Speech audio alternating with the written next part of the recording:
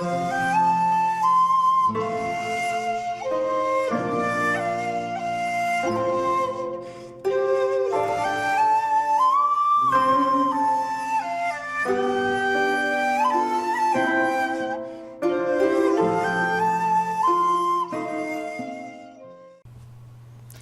there, this is Solitary Ronin from Solitary Ronin Films, and welcome to another episode of Double Take.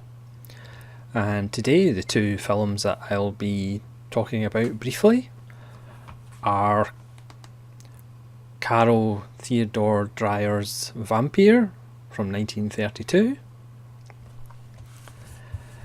and David Lynch's Eraserhead from 1977.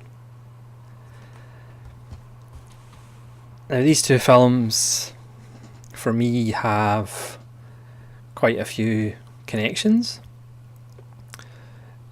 One obviously being they're both in black and white, and two, they're less films and more experiences. You experience Eraserhead and you experience Vampyr. For me, they're two films that you pretty much just have to immerse yourself in and go with. You know, if you're cynical about them or impatient about them, then they won't be as rewarding. Just for competitiveness sake, Vampyr for me is the better film.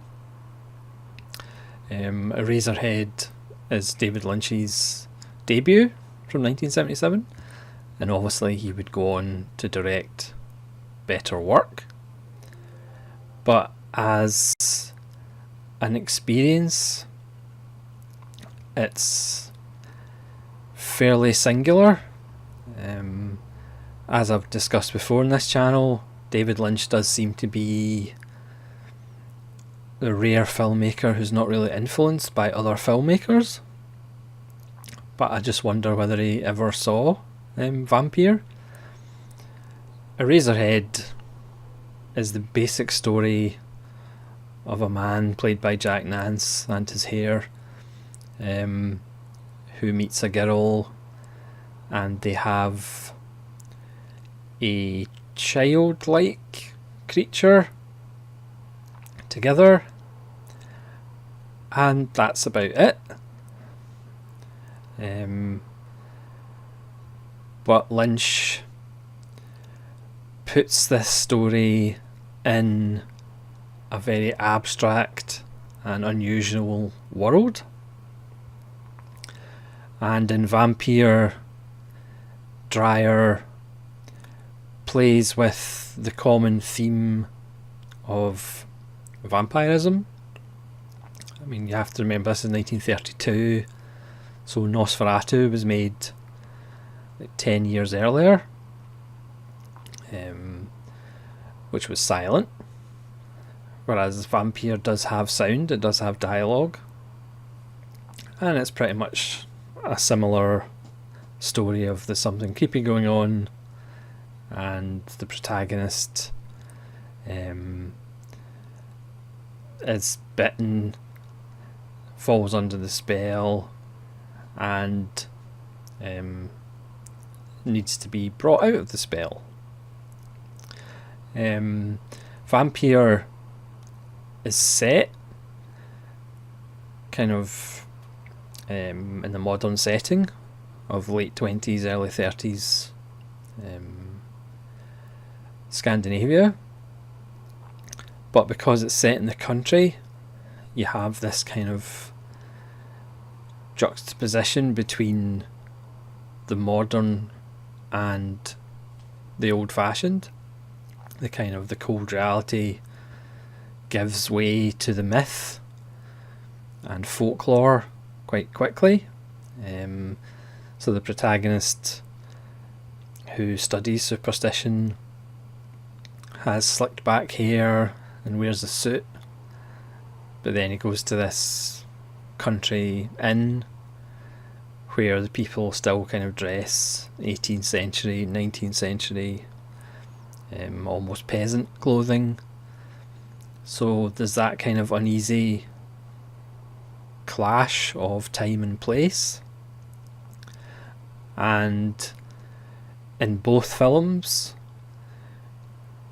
characters speak, but they kind of speak as if they're under pressure from the atmosphere. They speak in a very strange, mannered way. The other great thing about these two films is you can watch them without the volume, because if cinema is about telling a story through images and the cutting of those images, then both Eraserhead and Vampyr work as silent movies too. Also, Vampyr has more of a narrative, but again it's kind of a loose narrative. Eraserhead has somewhat of a narrative, but both films kind of follow their own logics. Dreyer uses wonderful, simple camera tricks, but very effectively. There's just moments of sheer beauty in Dreyer's work. You know, the guy in his own coffin, the use of shadow, the use of reverse footage. It really has an eerie, otherworldly sense. And there's not too many films that are like that.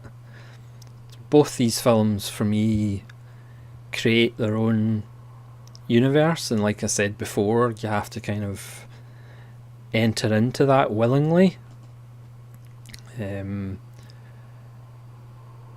know, much has been made of Eraserhead and the creature and the woman behind the radiator, and what does it all mean? But I think this is David Lynch at his most expressionistic, but strangely his most personal. And you don't have to know what it means. A lot of David Lynch's work isn't explained. He doesn't explain things. It's not his duty to explain things. It's our duty as viewers to feel his work more than just watch and listen to his work. And in Vampyr, I think it has the same feeling.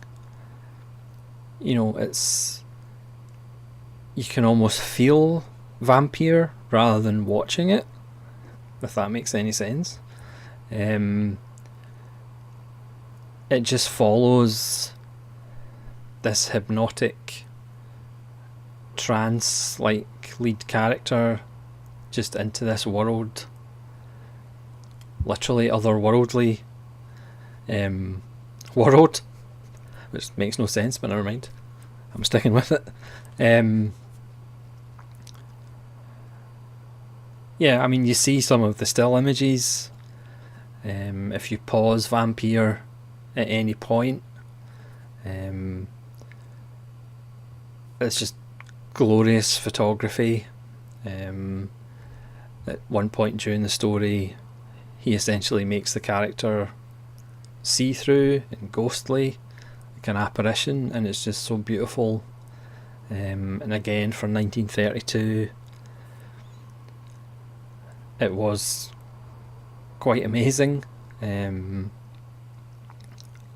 mean, it's a short film. Both these films are relatively short. Vampyr's 72 minutes, 79 minutes, something like that.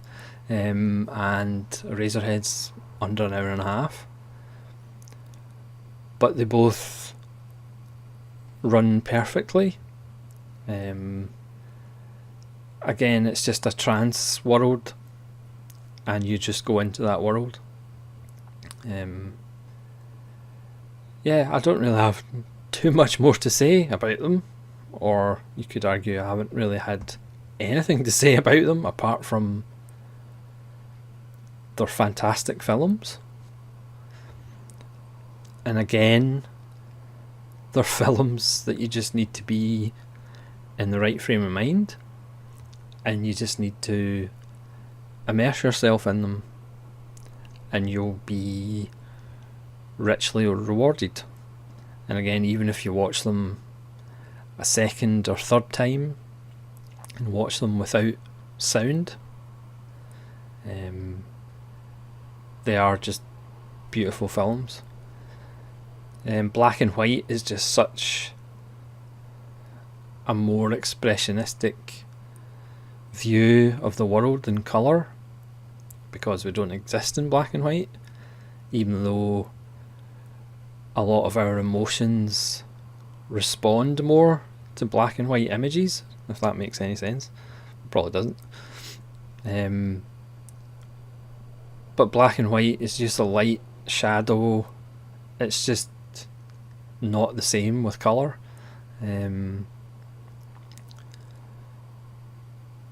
Yeah, two great films.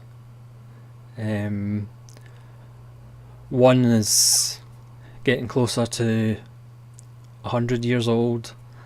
The other one is just past being 40 years old. They were made 35 years, 45 years apart. But I feel that they're actually closer together, and that's why for me they're a really good double take. So thanks very much for watching. Please let you know what you think about these films, why you like them, why you dislike them, and leave comments below. So this is Solitaire Ronin saying thank you very much for watching, and we'll see you again.